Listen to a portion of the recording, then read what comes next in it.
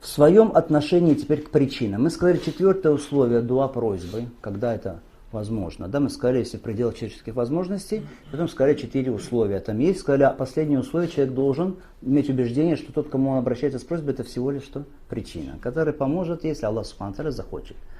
Привязываться к нему сердцем нельзя. Да? Вот вообще люди в своем отношении к причинам делятся на 3 группы. Внимательно. Делятся на 3 группы. Или, иначе говоря, можно сказать, что отношение к причинам делится на 3 вида. Первое – это правильное отношение к причинам. Правильное отношение к причинам. Это присуще Ахлю Сунна валь Джамаа, пусть Аллах Субхану ва Тааля сделает нас из них и укрепит нас на этом пути. Это когда человек считает причиной то, что сделал причиной Всевышний Аллах Субхану ва Тааля. Шариатской причиной или физической причиной. Хорошо? Итак, что это правильное отношение к причинам?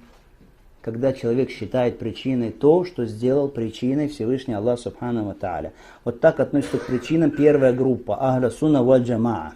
Аллах по своей мудрости, по своей милости установил в мироздании причинно-следственные связи. Разные причины. То есть у вещи бывает причина. Так Аллах сделал. Наличие причин и их следствий. Хорошо?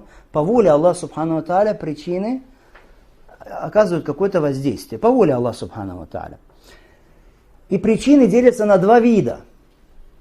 Причины шариатские и причины физические, бытийные. Причины шариатские, религиозные. Рукья, например. Человек заболел и читает рукья. Рукья что это? Заклинание на основе Корана, из Корана и Сунны. Да? Заболел человек, заболел живот, положил руку на живот, читает, например, суру Фатиха.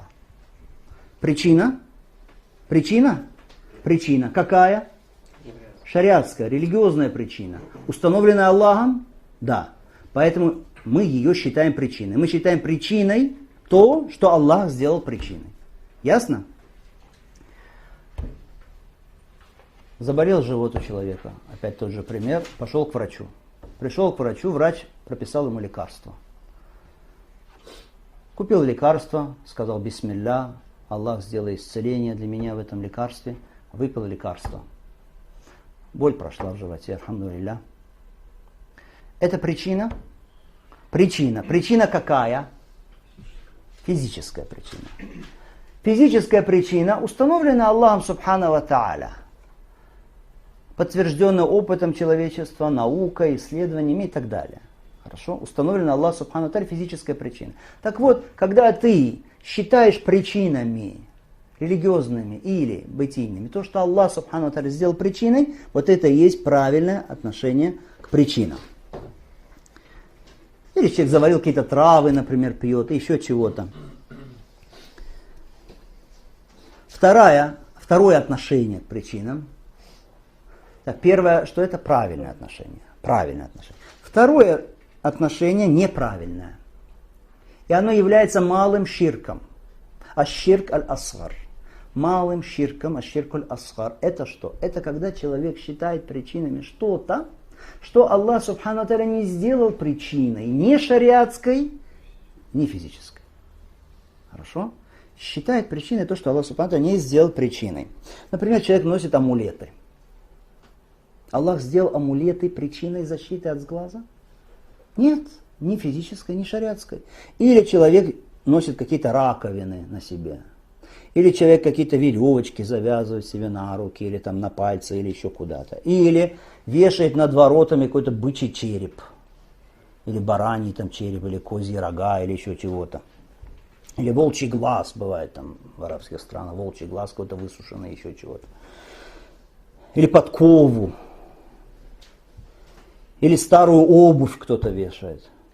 Или шину от автомобиля кто-то вешает. Колесо там какое-то. Или тряпки какие-то вешает человек. Или верблюжьи колючки вешают, устанавливают там.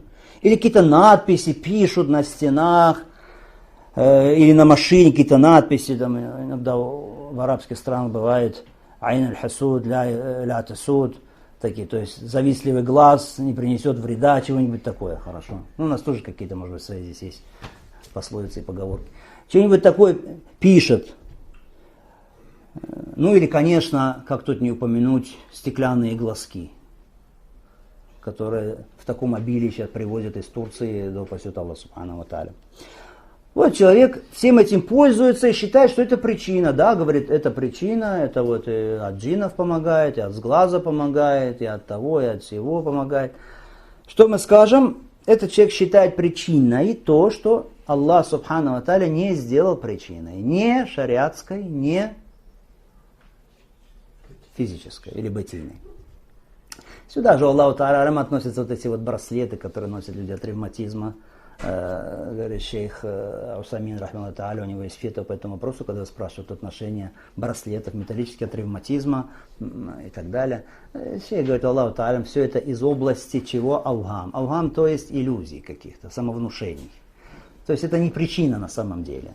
Аллах не сделал это причиной. Если это не причина, то, соответственно, мы не должны это делать, это будет малый ширк. Ясно? Ясно.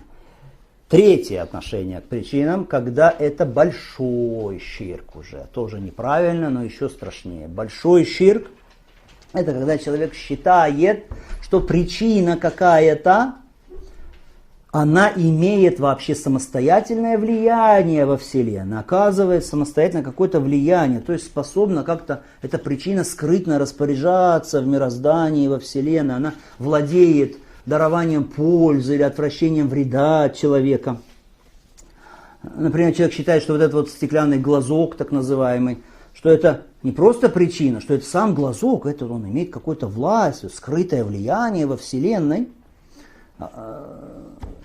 и защищает вот так вот людей, или что это бычья голова, она как-то сама по себе имеет власть в мироздании, прогоняет джиннов. Вот это уже будет что? Это будет великое многобожие, когда он считает причину не просто как причина, установленная Аллахом, да, как он думает неправильно, а что это вообще причина, которая имеет самостоятельное влияние, самостоятельно распоряжается во Вселенной. Это многобожие, которое выводит человека из религии. Понятно?